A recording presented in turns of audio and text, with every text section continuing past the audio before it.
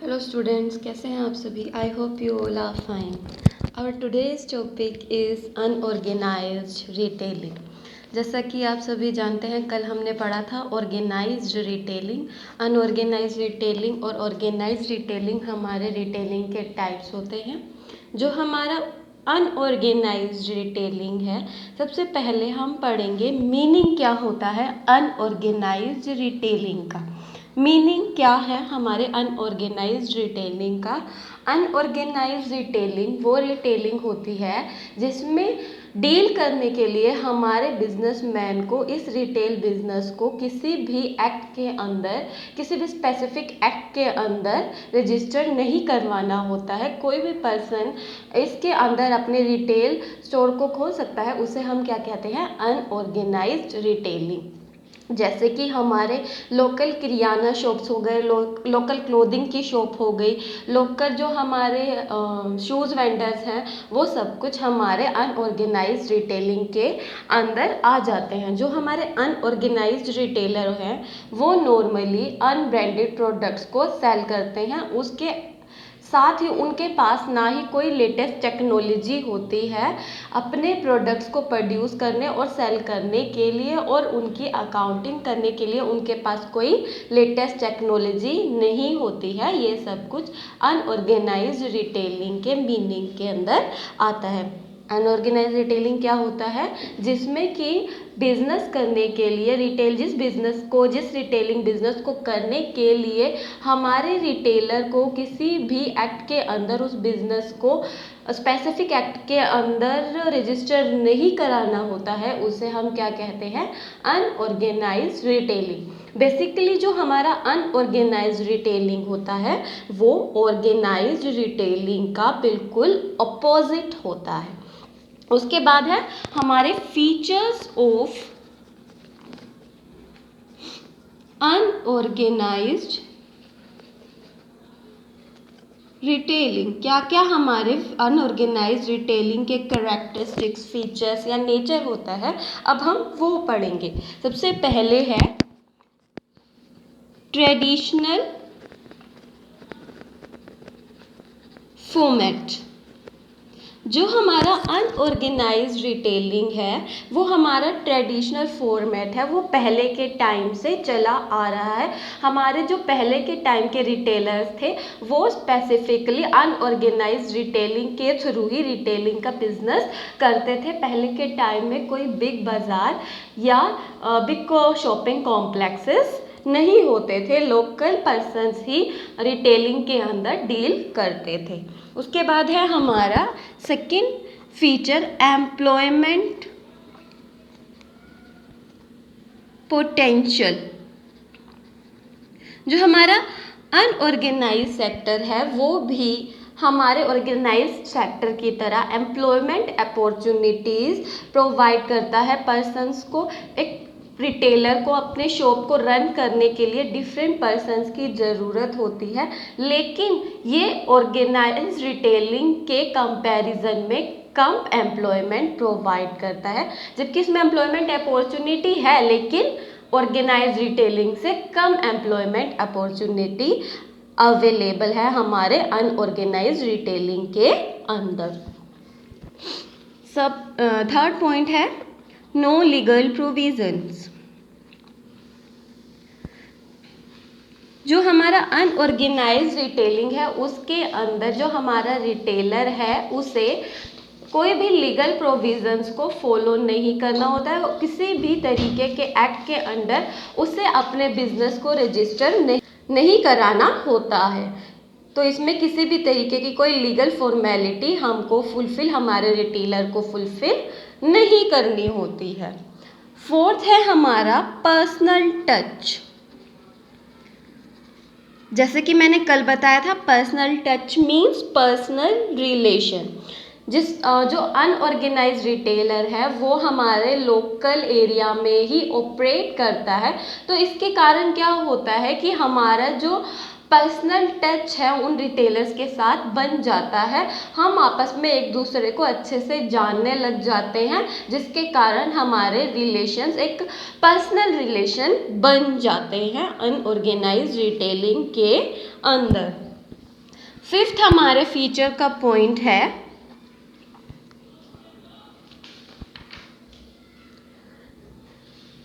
Locational ease. जो हमारा unorganised retailer है वो हर एक जगह पर, हर एक प्लेस पर अवेलेबल होता है। इन्हें सर्च करने की ज़रूरत नहीं होती है। हमें हर एक प्लेस पर जहाँ पर हम रहते हैं वहाँ पर लोकली ही बहुत सारे अनऑर्गेनाइज्ड रिटेलर मिल जाते हैं, जिनसे हम अपने डेली की शॉपिंग करते हैं। अगला हमारा टॉपिक है एडवांटेजेस ऑफ ऑर्गेनाइज्ड रिटेलिंग। क्या क्या हमारे ऑर्गेनाइज्ड रिटेलिंग के एडवांटेजेस हैं?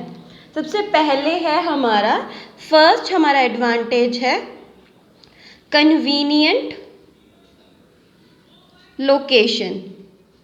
जो हमारा अनऑर्गेनाइज्ड रिटेलिंग है वो कोई भी पर्सन वहाँ तक पहुँच सकता है। इसकी लोकेशन ऐसी जगह पर होती है कि पुअर पर्सन भी इस तक पहुँच सकता है, कोई भी पर्सन यहाँ तक पहुँच सकता है, क्योंकि ये हमारे लोकल एरिया में ही अवेलेबल होती है। और हमें अगर कोई छोटा सा सामान भी लेना है, हमने डेली के यूज़ का सामान लेना है, तो अब ये थोड़ी है कि हमने छोटे छोटे सामान लेना है, थोड़ी सी दाल लेनी है, थोड़ा सा चावल लेना है तो हम जाएंगे बिग बाज़ार में, बिग मॉल्स में जाएंगे, वहाँ से परचेज करके लाएंगे। नहीं, ये सब कुछ नीड हमारी जो है लोकल किराना स्टोर ही फुलफिल करते हैं। तो हम क्या कहेंगे कि ये कन्वीनियंट लोकेशन प्रोवाइड करता है। सेकंड हमारा एडवांटेज है एम्प्लॉयमेंट अपॉर्चुनिटीज़।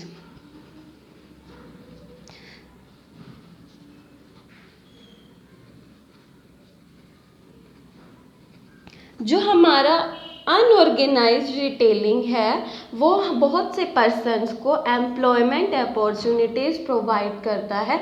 बहुत से पर्सन को एम्प्लॉयमेंट रिसीव हो जाती है थ्रू अनऑर्गेनाइज्ड रिटेलिंग। ये बात सच है कि कम अपॉर्चुनिटीज़ अवेलेबल होती है employment in comparison to organised retailing, but unorganised retailing के थ्रू भी हमारे पर्सन को एम्प्लॉयमेंट अपॉर्चुनिटीज़ प्रोवाइड होती है, एम्प्लॉयमेंट अपॉर्चुनिटीज़ मिल जाती हैं। थर्ड हमारा एडवांटेज है अनऑर्गेनाइज्ड रिटेलिंग का पर्सनल टच। पर्सनल टच बन जाता है, पर्सनल रिलेशन बन जाता है अनऑर्गेनाइज्ड रिटेलिंग के अंदर। जो हमारे पर्सन्स हैं और जो हमारे रिटेलर्स हैं और कस्टमर्स के बीच में पर्सनल रिलेशन बन जाता है, जिसके कारण जो हमारा रिटेलर है वो कभी क्रेडिट फैसिलिटीज़ भी हमारे कस्टमर्स को प्रोवाइड कर देता है। अगर कोई पुअर पर्सन है वो अभी पेमेंट नहीं कर सकता है तो अनऑर्गेनाइज्ड रिटेलिंग से परचेज करके वो क्रेडिट फैसिलिटीज़ को रिसीव कर सकता है। और इससे क्या होता इसमें क्या होता है कि हमारा आपस में जो हमारे रिटेलर है, कस्टमर्स है, उनका आपस में पर्सनल रिलेशन बन जाता है अनऑर्गेनाइज्ड रिटेलिंग के अंदर। फोर्थ हमारा पॉइंट है लेस लीगल प्रोविजंस।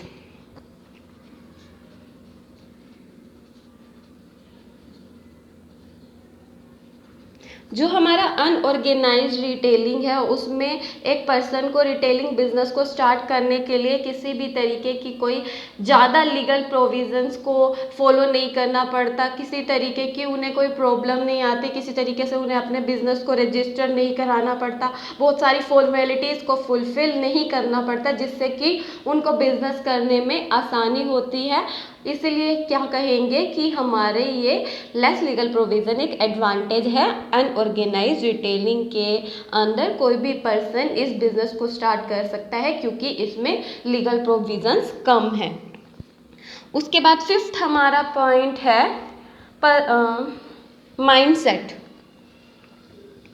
माइंडसेट में क्या है कि हमारे जो अनऑर्गेनाइज्ड रिटेलिंग है, कई पर्सन का ये माइंडसेट है कि वो ब्रांडेड प्रोडक्ट्स प्रोवाइड करते हैं, वही गुड क्वालिटीज़ के प्रोडक्ट प्रोवाइड करते हैं, और ये जो हमारे लोकल किराना स्टोर्स हैं वही हमारे लिए अच्छे प्रोडक्ट्स को अवेलेबल कराते हैं चीप प्राइजेस पर। उनको कई पर्सन को लगता है जो ये ऑर्गेनाइज्ड रिटेलिंग है उसमें जो हमारे शॉपिंग मॉल्स एक्सेट्रा है वो हमें अच्छे प्रोडक्ट्स अवेलेबल नहीं कराते, अच्छे प्रोडक्ट्स भी अवेलेबल नहीं कराते और जो उनके प्राइसेस हैं वो भी हाई हैं। ये एक माइंडसेट है पर्सन्स का ऑर्गेनाइज्ड रिटेलिंग और अनऑर्गेनाइज्ड रिटेलिंग के बारे में।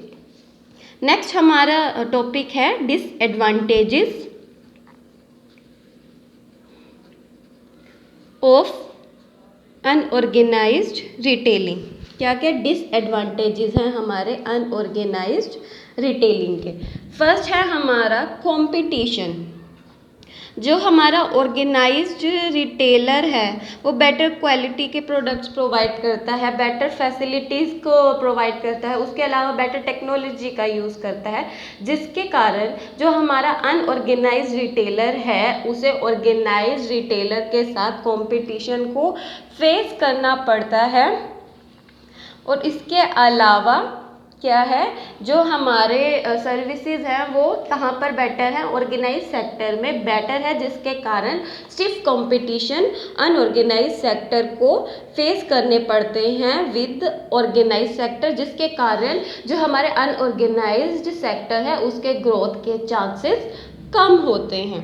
क्या है कि कंपटीशन किससे ज़्यादा फेस करना पड़ता है, अनऑर्गेनाइज्ड सेक्टर को किसके साथ फेस करना पड़ता है, ऑर्गेनाइज्ड सेक्टर के साथ, जिसके कारण हमारे अनऑर्गेनाइज्ड सेक्टर के ग्रोथ के चांसेस कम हो जाते हैं।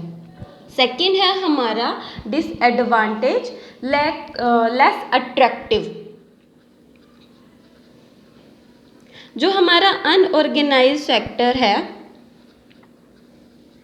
वो क्या है, अपने जो एम्बियंस है या लोकेशन है या स्टोर का लेआउट है उस पर ज़्यादा कॉस्ट नहीं लगाता है, जबकि हमारा ऑर्गेनाइज सेक्टर क्या है, ज़्यादा कॉस्ट इन सब पर लगाता है ताकि पर्सन ज़्यादा से ज़्यादा, कस्टमर ज़्यादा से ज़्यादा उनकी तरफ अट्रैक्ट हो।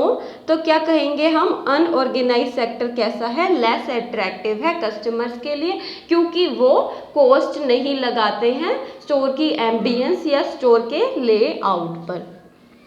थर्ड हमारा डिसएडवांटेज है अनऑर्गेनाइज्ड रिटेलिंग का लैक ऑफ स्टैंडर्डाइजेशन।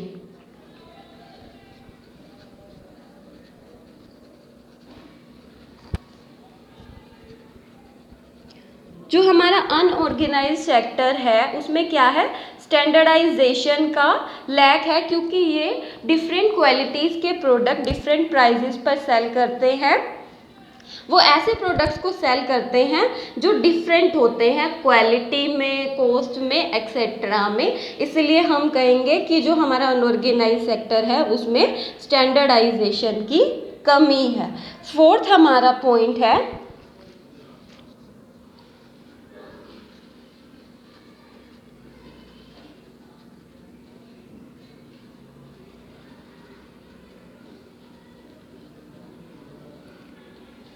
जो हमारा फोर्थ हमारा पॉइंट है एडवांस्ड टेक्नोलॉजी। जो हमारा अनऑर्गेनाइज्ड रिटेलिंग सेक्टर है वो एडवांस टेक्नोलॉजी का यूज़ नहीं करता है अपने बुक्स ऑफ अकाउंट्स को प्रिपेयर करने के लिए या प्रोडक्ट्स में डील करने के लिए, जिसके कारण जो हमारा अनऑर्गेनाइज्ड सेक्टर है वो काफ़ी पीछे है in comparison to organised sector और उसके ग्रोथ के चांसेस भी काफ़ी कम हैं। तो ये थे हमारे डिसएडवांटेजेस ऑफ अनऑर्गेनाइज्ड सेक्टर। तो हम क्या कहेंगे, ऑर्गेनाइज सेक्टर कौन सा होता है, अनऑर्गेनाइज सेक्टर वो सेक्टर होता है जिसमें लैक ऑफ टेक्नोलॉजी होती है। उसके अलावा क्या होता है, हमारे रिटेलर को किसी भी तरीके के कोई लीगल प्रोविज़न को फॉलो नहीं करना पड़ता है अपने रिटेल स्टोर को ओपन करने के लिए। इसके एग्जांपल क्या क्या हैं, जैसे कि हमारे लोकल किराना शॉप हो गए, मोबाइल वेंडर्स हो गए, जो हमारे ये सब्जी वाले हैं, रेडी वाले हैं, ये सब कुछ हमारे और अनऑर्गेनाइज्ड रिटेलिंग के अंदर आ जाएंगे। इसके अलावा क्या है, कि अनऑर्गेनाइज रिटेलिंग में हमारा ट्रेडिशनल फॉर्मेट है, बहुत पहले से चला आ रहा है। उसके अलावा इसमें एम्प्लॉयमेंट पोटेंशियल है, चाहे कम है ऑर्गेनाइज सेक्टर से, लेकिन है। उसके अलावा क्या है, इनको लीगल प्रोविज़न किसी तरीके का कोई फॉलो नहीं करना पड़ता अपने बिजनेस को रन करने के लिए। और क्या है, लोकेशनल ईज होती है, कहीं पर भी हमें अनऑर्गेनाइज सेक्टर मिल जाता है। हम कहीं पर भी लोकल किराना शॉप्स वगैरह जहाँ से हम आसानी से शॉपिंग कर सकते हैं, मिल जाते हैं। ये था हमारा unorganised retailing. Thank you class.